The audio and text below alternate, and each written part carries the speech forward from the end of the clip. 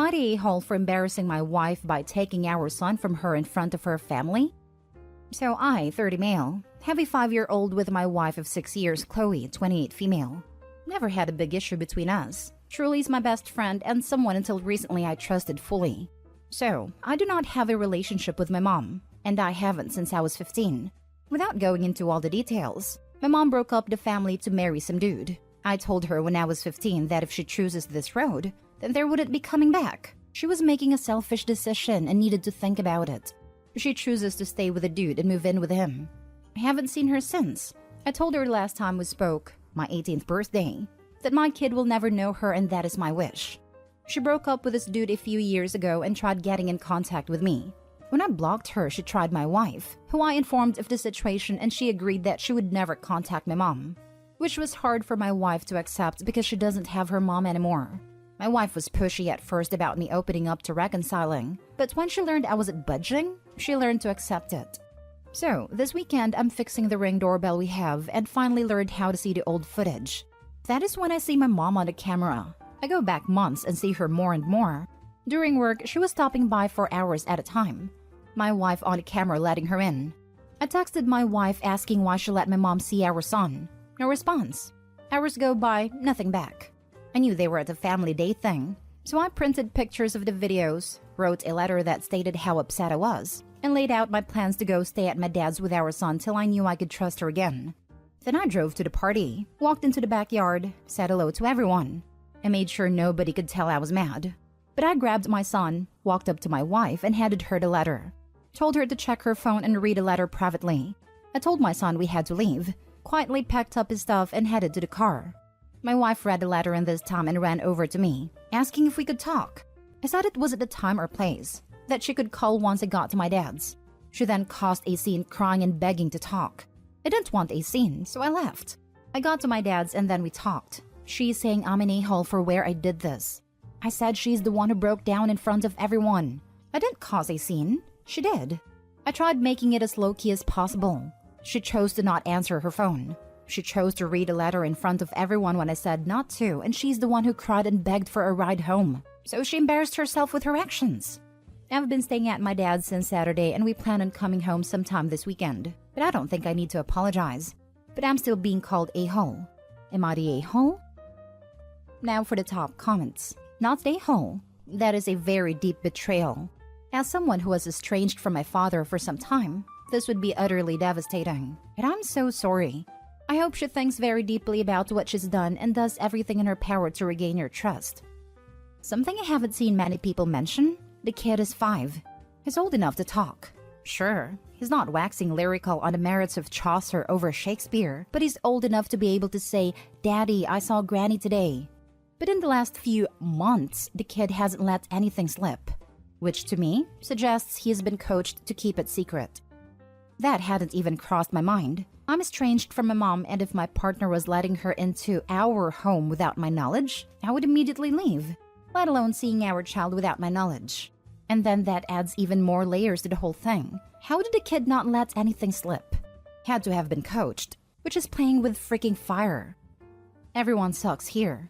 Sure, you made it as low-key as possible. Apart from the fact where despite your son not being in any immediate danger that would warrant urgent intervention on your part, you just had to do this in public, instead of waiting for her to get home. And don't act like it's all on her for not wanting to wait to read your damn letter to figure out what the hell was going on, or subsequently freaking out.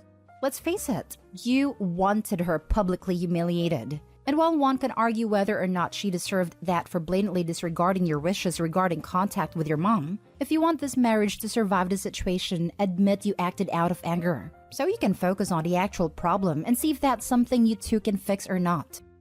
I think you're definitely reaching. Did you just glaze over the part where he had already texted her multiple times before writing his letter and going over there to get his son? He might not have handled it perfectly, but saying he wanted her publicly humiliated is far stretch. He doesn't need to apologize for his feelings. She lied to him and disregarded his wishes for months. Next story. Am I the a-hole for not forgiving my parents when they tried to force institutionalize me?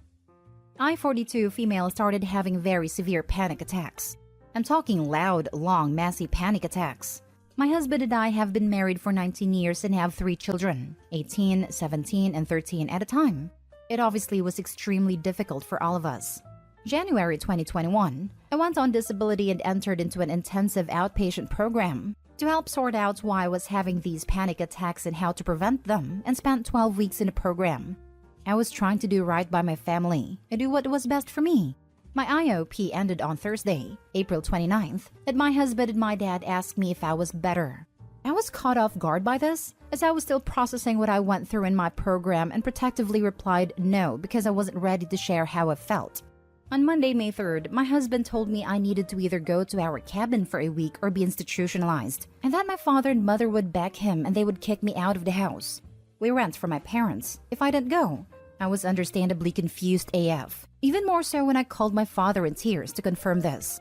Apparently, they thought I was bipolar, but that's no excuse, especially as I was being very closely monitored by the medical professionals. After an hour of driving, I had to pull over as I was hysterical. It took my BFF, who is an MD, to convince my husband that not only was this not okay, but there wouldn't even be a program that would take me, as I certainly wasn't a threat to myself or others. This whole thing was driven by my mother. My husband really doesn't understand much about mental health or anything medical. I was mortified, but I went home. During this time, my hand had been going numb, on and off, but figured it was due to the stress of the situation. On Friday, May 7th, my whole arm went dead due to stroke. It turns out I had a disease in my carotid arteries, but a stressful event pushed my brain over the edge, so to speak, causing the stroke. I told my extended family, brothers and parents about the stroke over Zoom, as I was still emotionally gutted by their attempt to force institutionalize me. I told them that they were not welcome at my house for the time being, as their presence was highly triggering after what they did. My husband feels horrible about what happened, entered therapy, and has made a lot of progress. My parents, on the other hand, refused to apologize, as they only had good intentions, which is very hurtful, and have repeatedly said they aren't sorry they did it. My brothers all think I'm the a-hole, as I won't forgive my parents and let it go so the family can all hang out again. I don't feel safe when I'm with any of them anymore. I really can't see how I'm the a-hole. So please, I want honest opinions.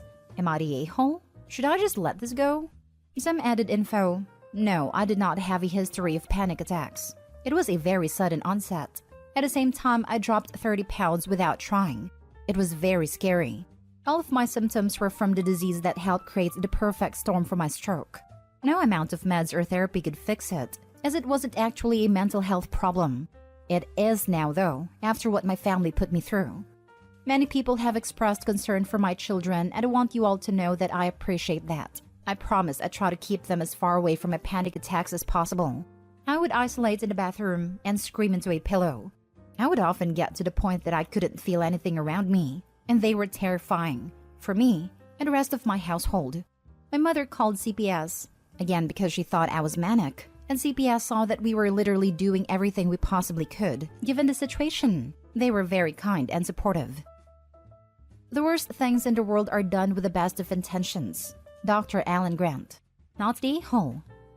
The road to hell is paved with good intentions. Really old saying. Not the a-hole. You can't forgive people who never ask forgiveness. Thank you. That's exactly how I feel. More than once, I literally begged them to apologize, even if they didn't mean it, to help me get past this. I am honestly surprised you forgave your husband. For me, that would be divorce-worthy.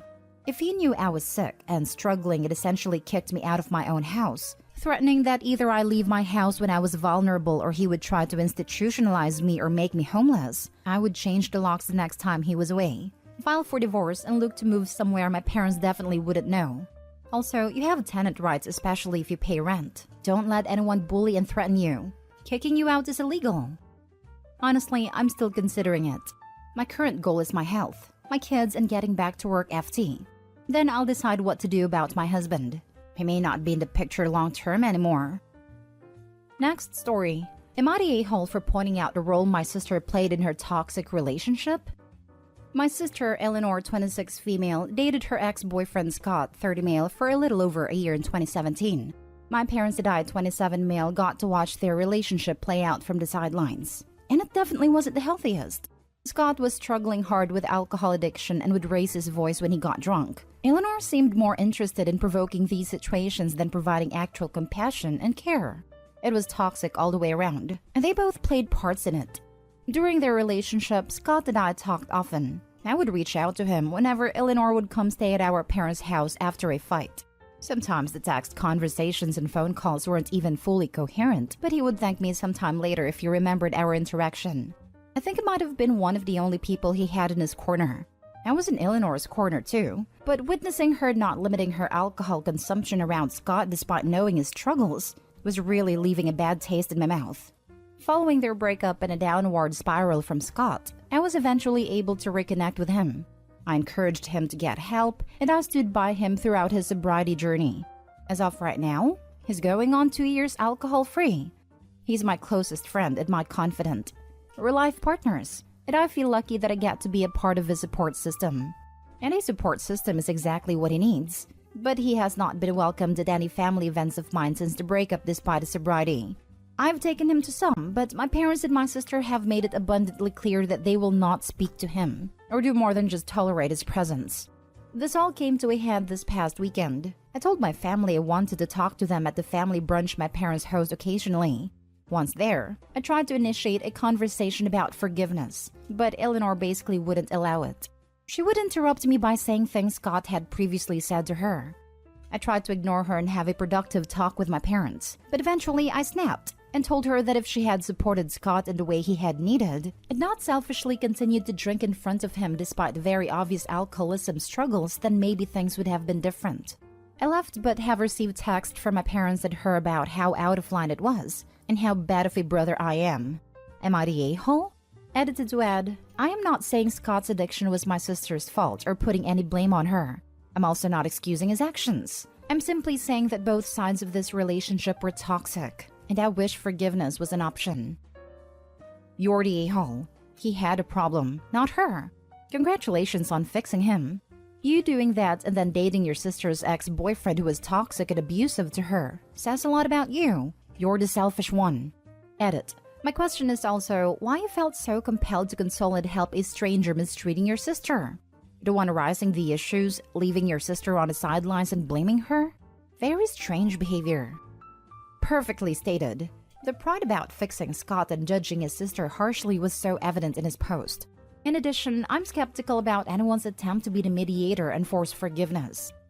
You're the a-hole for initiating this weird relationship with your sister's boyfriend at a time and current ex. If I was her, I'd cut you off. Your sister comes home after a fight, needing support. And instead of giving it to her, you support the guy she fought with? I don't know why you would expect them to accept your guy's relationship. You've clearly betrayed your sister.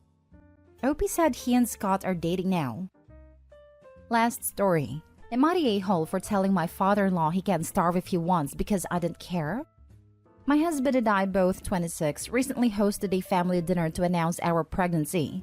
It's important to add that my husband doesn't have a close relationship with his father, but we keep him around because he still has 3 minor siblings that we love and care for. My father-in-law is the type of person that still thinks women should serve men at dining times. Like he has to be served first because he's the breadwinner and stuff like that. We usually don't care since we mostly ignore them. However, this time my family was present, and we consider he fooled around and found out. My dad is my favorite person in the world. My mom died when I was little, and my dad took care of my older sister and I. They're the only family I have left. At dinner, both my husband and I cooked things we knew both of our families would like. The first issue started when my father-in-law tried to sit at one of the heads of the table, and my husband said no. He sat at one and I sat at the other. Me with my father and sister to either side, and him with his brothers, so my father-in-law was kind of in the middle and didn't like it.